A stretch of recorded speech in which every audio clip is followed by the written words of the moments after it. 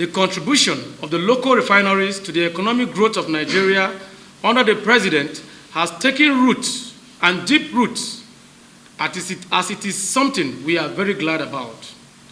This success of the domestic refineries has resulted in the prices of fuel going down. And because of the prices of fuel is going down, the cost of food items have also fallen, making it very possible for Nigerians to afford their daily sustenance.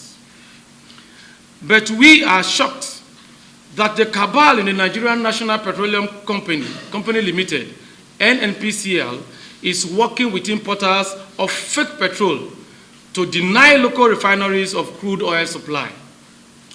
Such a sinister plot can only be driven by a desire for Nigeria to return to the era of petrol importation and even the reintroduction of subsidy. This is because cutting off crude oil supply to domestic refineries is a recipe for creating a shortage of refined products, which the country will be forced to import. We understand that members of this cabal are upset that they could no longer afford the lifestyle they were addicted to, as their illicit businesses have been cut off by Mr. President's successful reforms and positive development in the oil sector.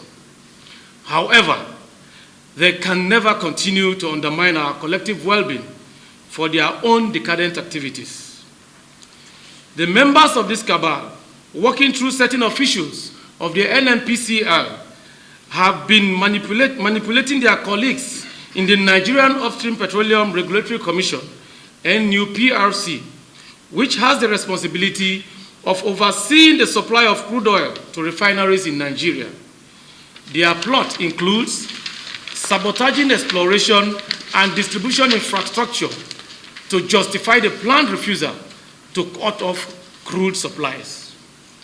This unholy alliance has the support of individuals who have been angling for a regime change. Our suspicion is that while the NNPCL and the NUPRC cabal pursue the monetary gains of truncating the steady supply of refined products, their political wing anticipates that a disruption in refining capacity would lead to petrol scarcity, drive fuel prices up, and hike food prices with the attendant anger against the government of the day. Their desire is to weaponize such public anger into anti-government protests that will bring this administration down.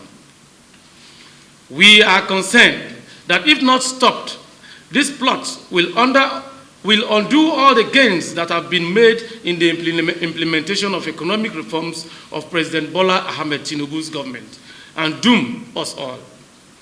We are further concerned that such a plot at this critical time of our economic evolution would plunge the country into an abyss from which it may never resurface.